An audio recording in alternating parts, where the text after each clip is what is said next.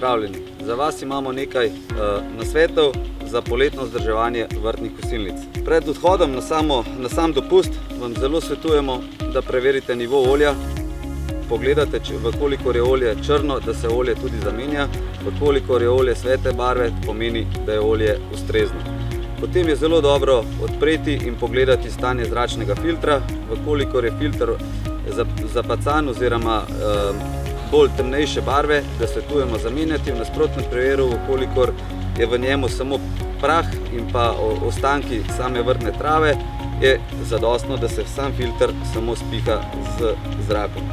Pogleda se svečka, to se pravi svečko enostavno tudi snamete ven z motorja, pogledate njeno čistočo, koliko je svečka zapacana, je priporočljivo, da se samo svečko zamenja. Koliko je svečka svetle barve, ne temne barve, je svečka popolnoma ustrezna.